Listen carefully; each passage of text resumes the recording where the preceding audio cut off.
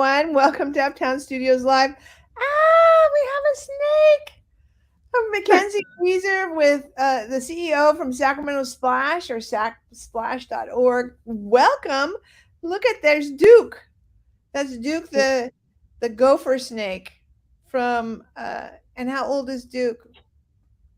Duke is about 9 years old, and he's a rescue. All of the animals at Splash have been rescued, which means they can't take care of themselves in the wild, so we get to take care of them.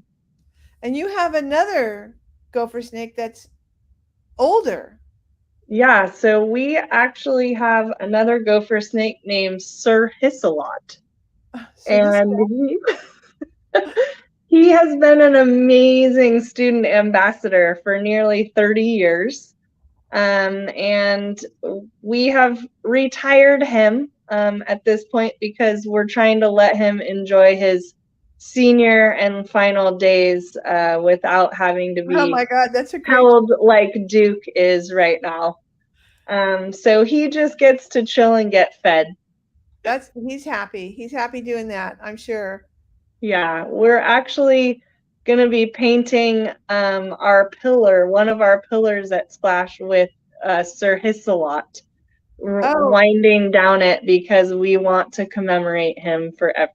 oh, how cool. How cool. So, Mackenzie, tell us an overview of Sac Splash. Yeah, so Sacramento Splash has been around for 22 years now. We are a nonprofit dedicated to helping children understand and value our natural world, which basically means we care about all things, even the most small, random habitats and ecosystems.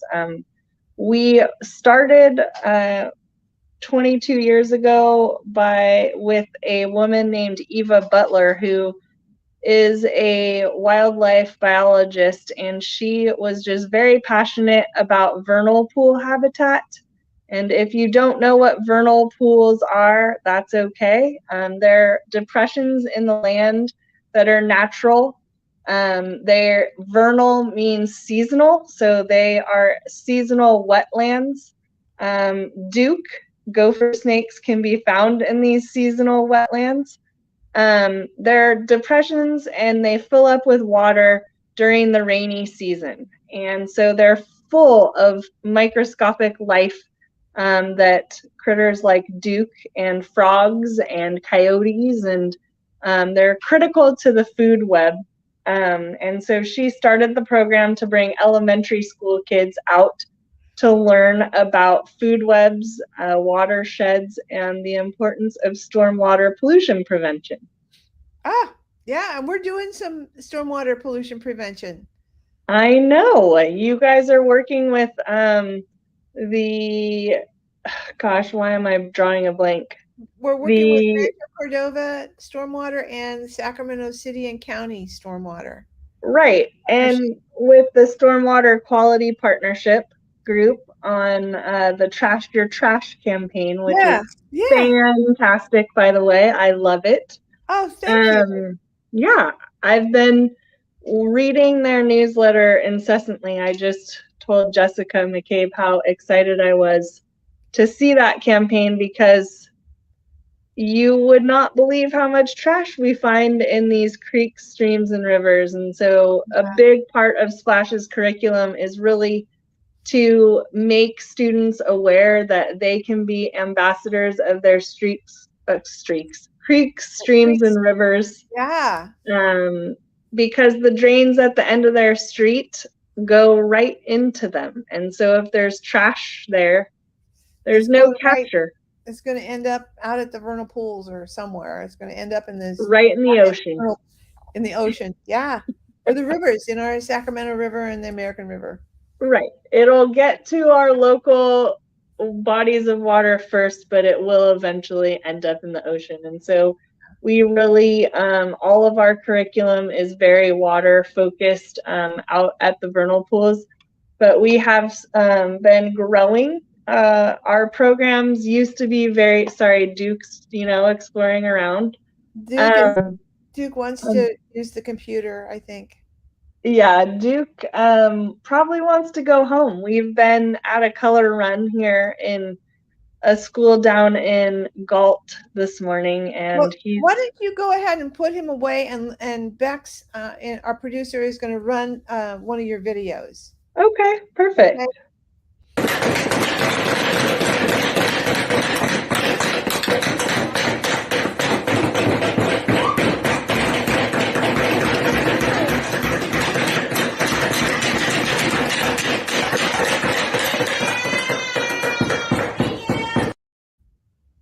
All right. So there was a lot of pounding going on. What are they making in that? Yeah, so Splash has been really expanding since the pandemic hit.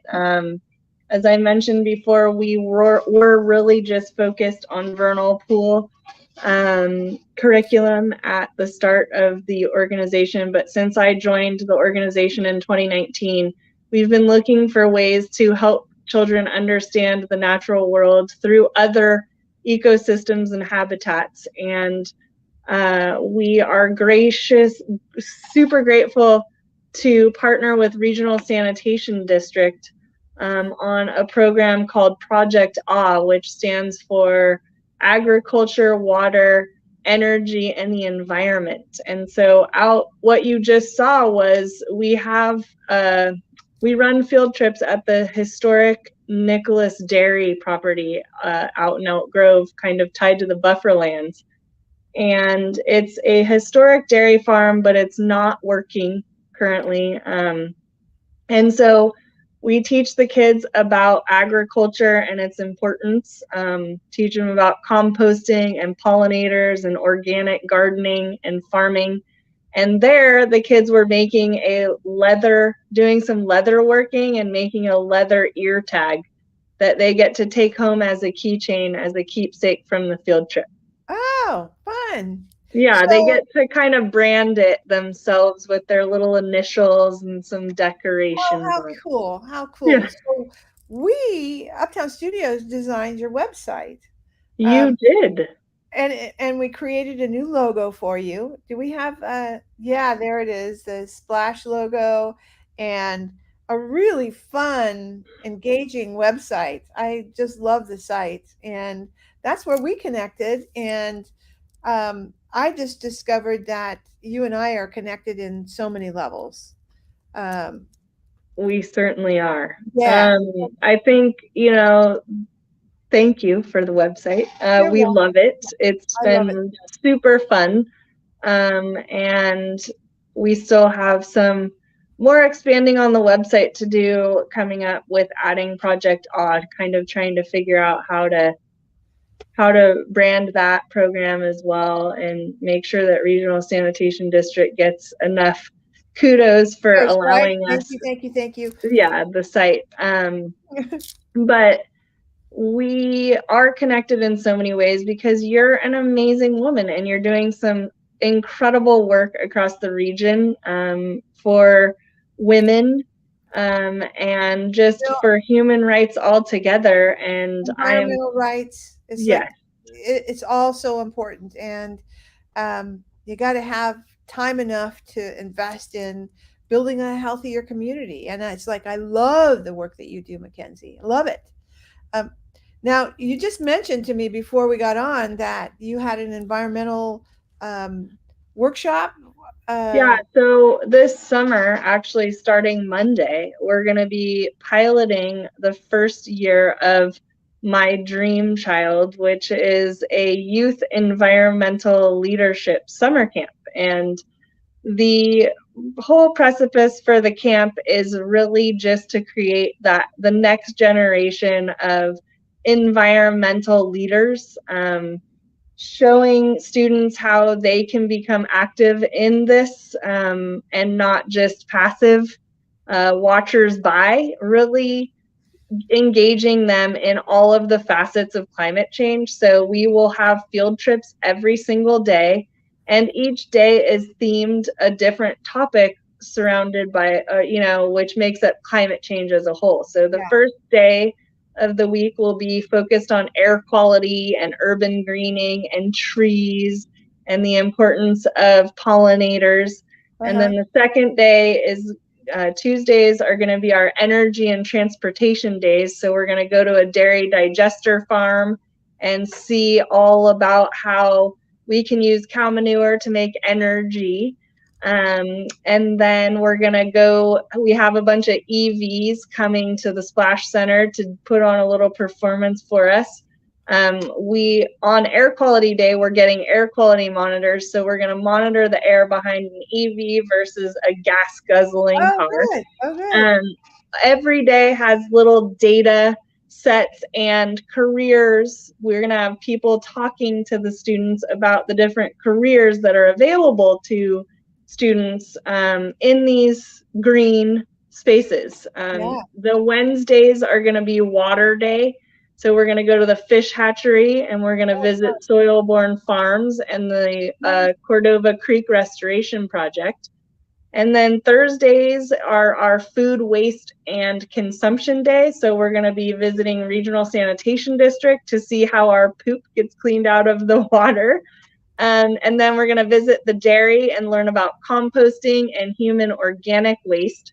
And then on our way back to Splash, we're going to visit the Republic Services transfer station where the kids can see how all of the trash is sorted into the different components for recycling. And then Friday, we're going to learn about land use and habitat. So kids are going to learn about the importance of development mitigation, and we're going to visit the Cosumnes River Preserve, a project that was really funded through development credits. We're going to do a fake debate in the afternoon where kids get to be the planning commission, and they're going to get to decide whether we develop over a vernal pool and make a mall, or if we save the vernal pool. And so it's really all in fun. Save the pool. Yeah, it's like Friday. They're going to want to save the pool.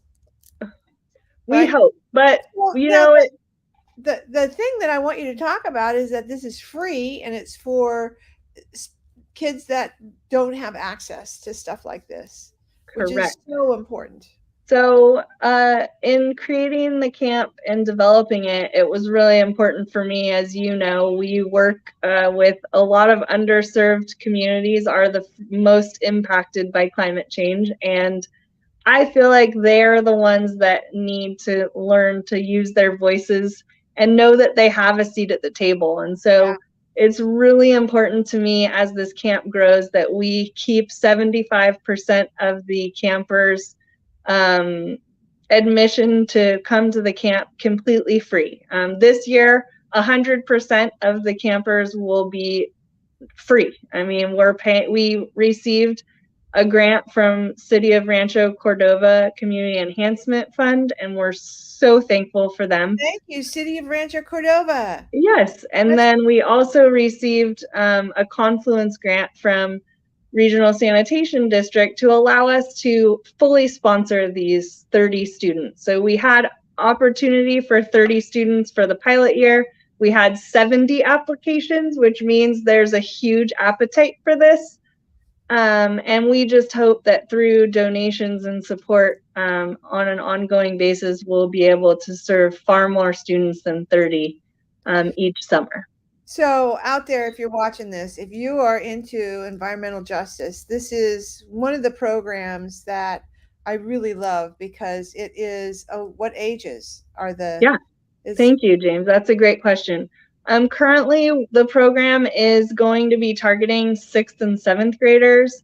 The reason we went with that age group is most of our students have been referred to us from the Splash teachers. So many of the teachers who teach in Title I schools come through our Splash Elementary program, and they are nominating students they feel would be really awesome students that would benefit from this program. So we started with that. The long-term goal is to have a junior high and a high school program. This is not just a summer camp, so that's the other caveat here. It is a mentor-led program where students are going to work throughout the rolling 11-month period with a mentor 2 hours a month on creating a project that's going to benefit the community. And it's got to be a climate smart project, something that's going to benefit the community and climate change. And so we're going to break the kids up into small cohorts, and we have volunteer mentors who are going to teach them project management, budgeting, and project implementation. So I've put Wow. together tools for all the mentors to use, and it's super basic project management, but these are skills that these individuals need, and they're going to be beneficial for them for the rest of their life. So the goal would be 6th and 7th this year, and then as students go through the program, I'm looking to do probably an 8th and 9th grade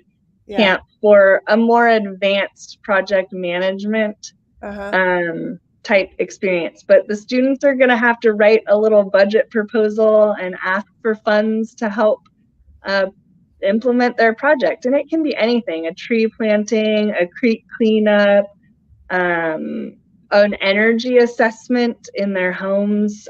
We really want this to be something where the students choose the project and they're really engaged in it. Well, and something that affects their own community, their neighborhood, you know. They can walk Exactly. around their neighborhood and find things to do, right? Yes. And then they could Yeah. say, "I did that. I did that." So, talk to me about how much does a program like this cost? How I'll much? tell you, it's not cheap. No, it doesn't um, sound cheap. It doesn't sound cheap. Transportation alone to transport, and right now we only have 10 students per week coming because we're offering it for 3 weeks and 30 students. So just for transportation, thanks to paratransit, we did have a partnership with paratransit, and Supervisor Donna Tolley helped us, Oh, you Dawn, know. don't leave. Dawn, I don't leave. know, Dawn, don't leave. I'm so sad. But we're voting today. Today's the I know. midterm election. Everyone, go vote. We should talk Vote. about Yes, that because vote for the people that are going to support things like this. exactly. So So, the how, transportation alone is about $10,000, and then staffing to run the camp goes from 8:30 in the morning till 5:30 in the afternoon. So it is a full, robust camp.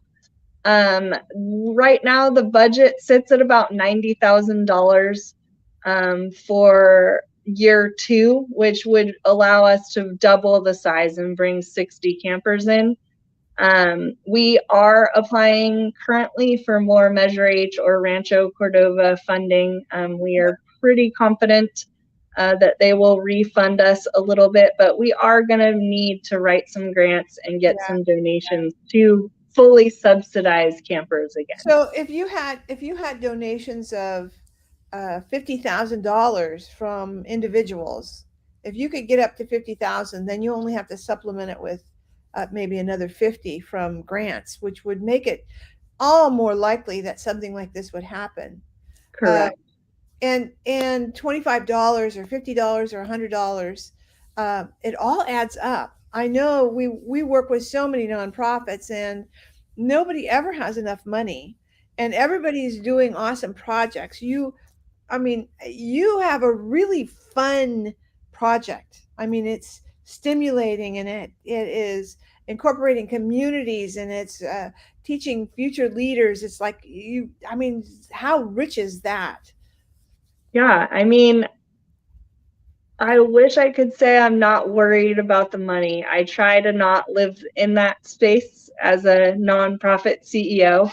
But as July 1, which is the start of my fiscal year, quickly is encroaching on me, and I just put my annual budget together, I started really, being super grateful of the fact that we have Big Day of Giving, which we just had, and we, luckily had an extremely awesome Big Day of Giving. I think we had 410 donors, which is incredible. And like you said, even a couple $100 goes a very long way. Yeah, When we have yeah. many, a couple $100 goes a long way. And Well, so when I you're getting think a grant, Sacramento shows up. So we're yeah, proud of them. when you get a grant, it's very specific and narrow, and that you have to spend it on these things. But when you get donations, you can really build the all the support that surrounds a campaign or a program.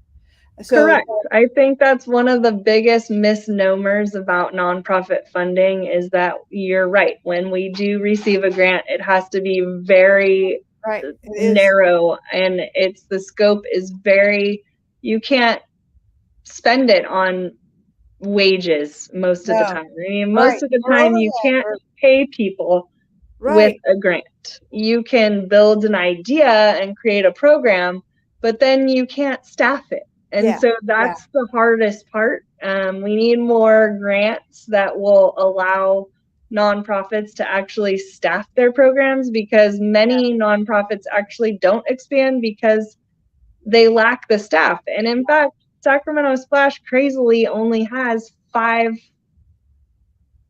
year-round, let's call it year-round. We have 5 year-round staff, 3 of which are full-time, and I'm one of them. So wow. So you're it's running on a shoestring when it comes to people. I want to show another video. okay. Let's show another video that you sent over.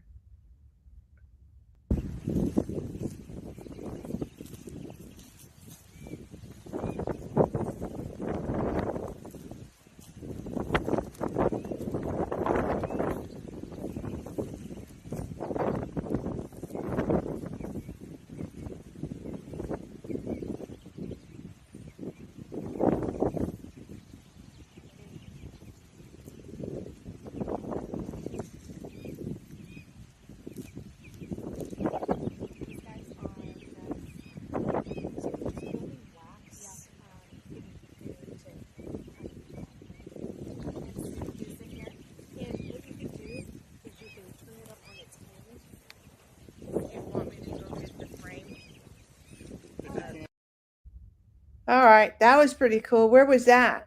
So that's at the Project Ah location, the historic Nicholas Dairy. And we actually, those hives are new, the bees are new to the hives. So that's our newest program manager, Beth Bartkowski. And she actually just left the classroom after 30 years. She was a second grade teacher. And so she has been passionate about pollinators and bees for her entire life. And so she told everyone, I ran into my friend Mackenzie and she has this program and I'm going to get to work with bees. And so she's Perfect. learning. The Sacramento Area Beekeepers Association has been so awesome to us, and they've been training her on what she needs to do to keep these bees alive. Because I told her, look, you can have the job, but I don't know anything Please, I about can't help bees. you.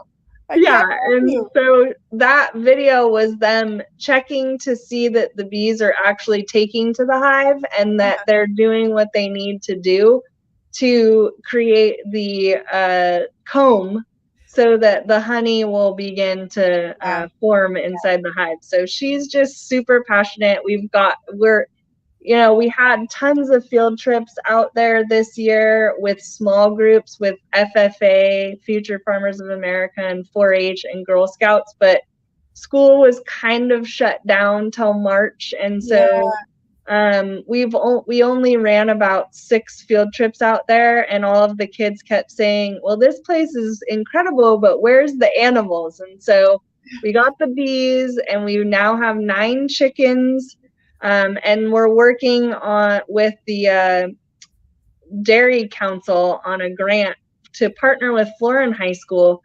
They would like to expand their ag program and bring their animals out to our dairy location, which would allow us to not have to pay to care for the animals, but yes, also they'll to care get for 'em. the kids, some experience. So we hope Do you that know in the Mary next Kimball? year. You know Mary Kimball at Center for Land-Based Learning? Yes, we've been talking to her as well, and her team about a sloughs project, because we have where those hives are, Perfect. we've got all this land that we need to put some row crops in for the pollinate. We've got raised beds, but it's not enough for the Yeah, pollinators. yeah. They need more resources.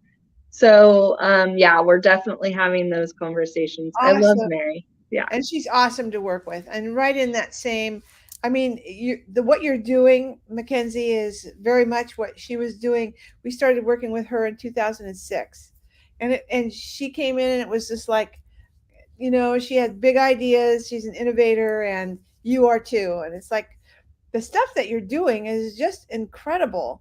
I really encourage everybody to go to the website, sacsplash.org, and just learn more, and then sign up for a trip. You have guided tours, and then there's some areas where you can go out and walk around on your own.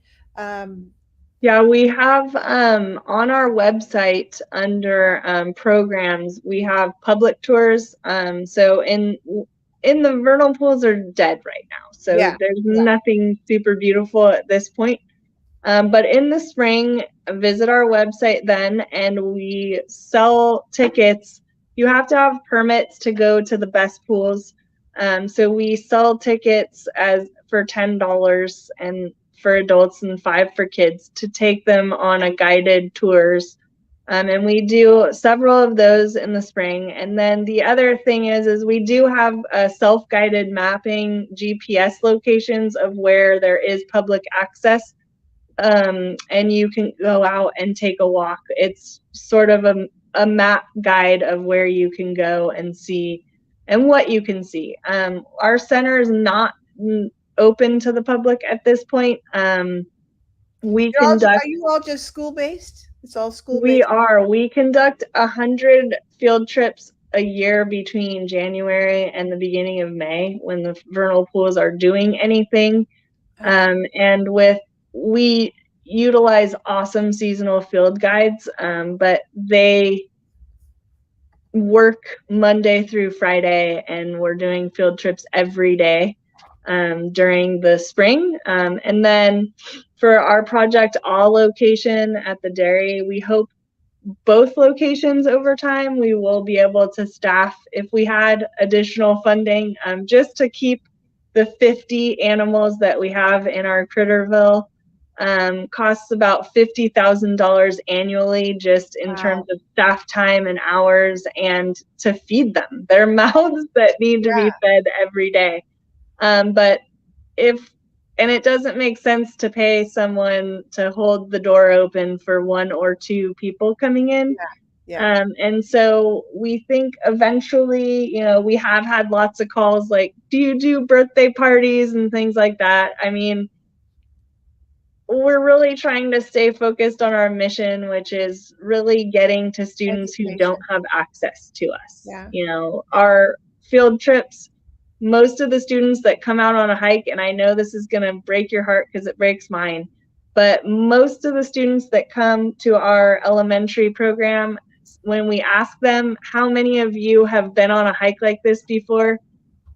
Very few hands go up. And Oh, my goal is to have every single kid's hand go up, that they get to go out and connect with nature. And because it's just too few and far between right now, because we are becoming so developed and urbanized, yeah, kids just don't get their feet off of concrete anymore. yeah, yeah. So how do schools sign up? Do they all know about you pretty much? No, They sadly they don't. don't. You're So kidding me. This is like an awesome opportunity to get kids out of the classroom and really learn some important stuff. it is. So the way things have been with Splash over the last 22 years is that once a teacher comes in and adopts our curriculum and uses it, they kind of love it so much that they want to come back every year. And so we've kind of gotten stuck You're in getting this, well, full. we don't have, Got yeah, full. we're full. We've got a waiting list, which is why when I came to Splash, my biggest goal is to locate other vernal pools that we can, because the Yeah, habitat is so sensitive, we cannot over traipse on it, or yeah, we're going to make too much impact. So we've been having conversations with SMUD about vernal pools further to the south a little bit at Rancho Seco area. There's vernal pools there. There's Phoenix Field. We're working with Fair Oaks Park District yeah. This there. is And so a great we park. really hope Placer Land Trust. There's vernal pools out there as well. So we are kind of talking about ways that we can reach other jurisdictions. But as you know, that takes time. Okay, we are at our 30 minutes. We have filled it. It just blew by. Mackenzie, thank you for joining me. I have to have you on again, and maybe in the springtime next year. Yeah, let's go out on a hike. I can do Oh, this from let's my do a phone live thing. in the pool. Oh, Yeah. wouldn't that be fun? That would be Yeah. great. It's a date, and then Okay. we have to have lunch for sure. For sure. So I want to talk about next week, next Tuesday. We have Rhonda Staley Brooks, who is a dear friend of mine. I love and adore her, and we're going to talk about outreach and events that SMUD's doing. And are you getting funds from SMUD? I am, and I love Rhonda. Rhonda, my favorite. Yeah. I know. So we are in this. We receive funding from the Sustainable Communities Program, so we're really grateful to SMUD, and awesome. I love Rhonda. Oh, and everybody go to sacsplashed.org and make a donation. Every little bit helps, and Mackenzie is doing an awesome job. Thank you for joining us. Everybody, we'll see you next Tuesday. Bye-bye. Bye.